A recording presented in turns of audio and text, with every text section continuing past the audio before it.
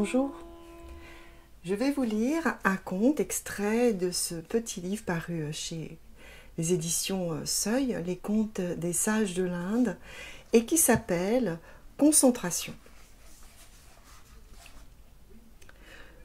Je ne parviens pas à me concentrer, c'est pire encore pendant la méditation.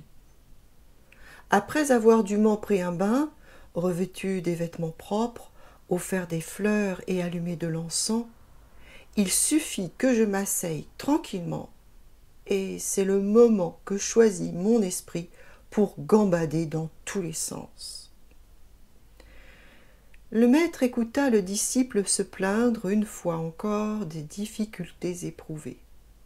Puis, les yeux mi-clos, il demanda « Où va gambader ton esprit ?»« Ah, Swamiji, je pense à ma vache, à sa bonhomie, à ce que nous avons vécu ensemble, aux prés et aux bois où nous avons marché et où elle a mangé l'herbe tendre et bu l'eau pure qui donne à son lait ce reflet de miel. Bien, eh bien désormais tu te concentreras uniquement sur ta vache. Sur ma vache? C'est ce que j'ai dit. Oui, j'entends et j'obéis, Swamiji. Je me concentrerai sur ma vache. Le disciple rentra chez lui, prit un bain, revêtu des vêtements blancs qui sentaient bon l'herbe et le vent, offrit un chapelet de fleurs et un pot de beurre au dieu Krishna, l'ami des vachers.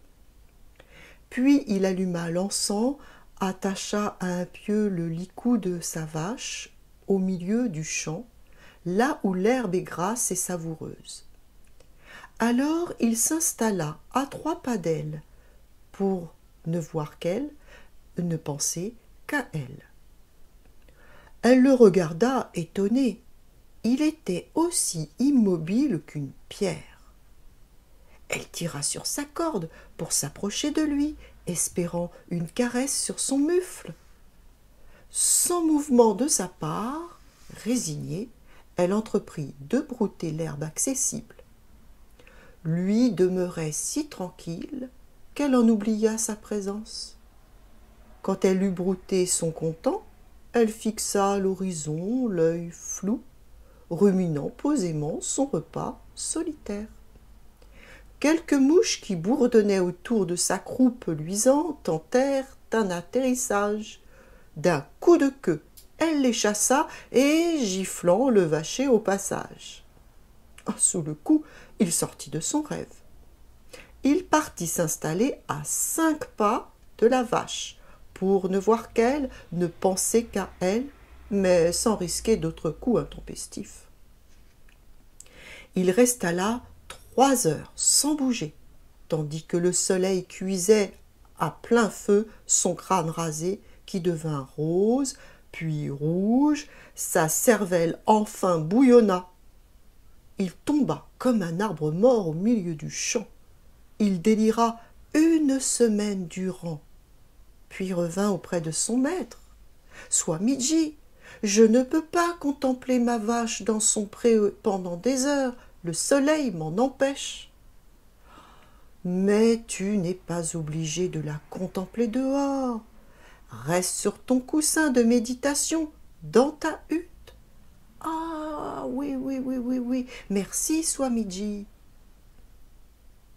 Le disciple rentra chez lui, fit ses ablutions, revêtit des vêtements propres, offrit des fleurs et de l'encens à Krishna, puis s'en fut chercher sa vache qui folâtrait dans le jardin voisin. Il la fit entrer dans la hutte et s'installa sur ce coussin d'herbe coucha, pour ne voir qu'elle, ne penser qu'à elle. La vache regarda autour d'elle, fort étonnée, enjamba plusieurs fois le vacher en tentant de trouver un endroit plaisant. Puis, elle entreprit de dévorer la seule herbe du lieu, celle du coussin d'herbe coucha. Le vacher se mit à rire, l'herbe le chatouillait. Comme il ne tenait plus en équilibre que sur une fesse, il se trouva bientôt basculé cul par-dessus tête. Ah. Le soir même, il s'en retourna consulter son maître. « Mais ne peux-tu pas penser à ta vache hors de sa présence physique ?»« Ah, oui, certes, Swamiji, je le peux.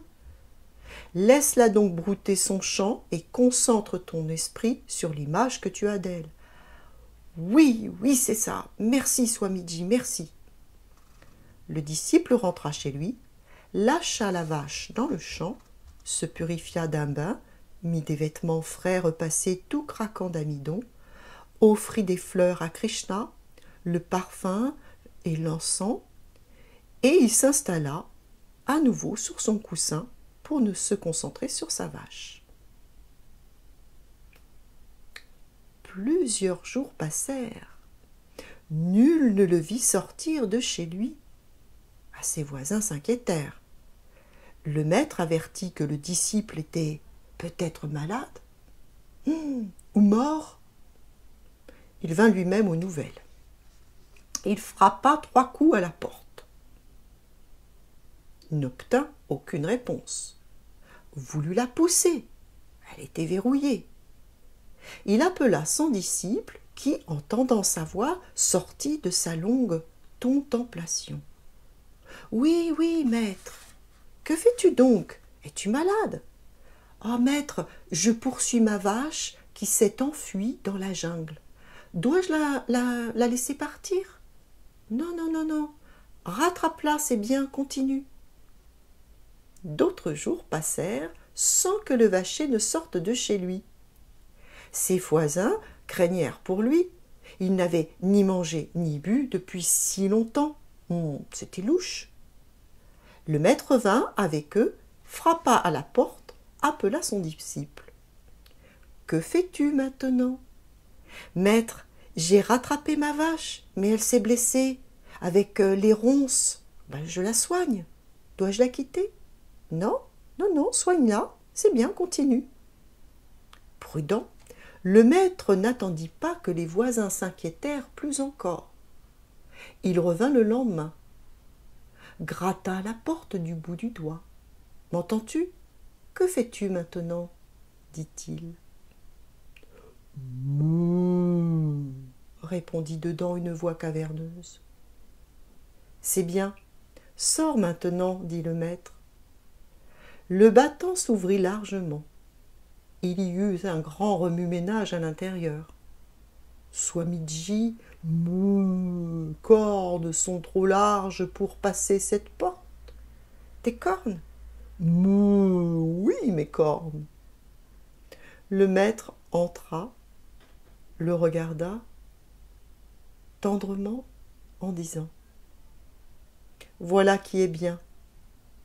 Maintenant, concentre ton esprit sur Dieu de la même manière. »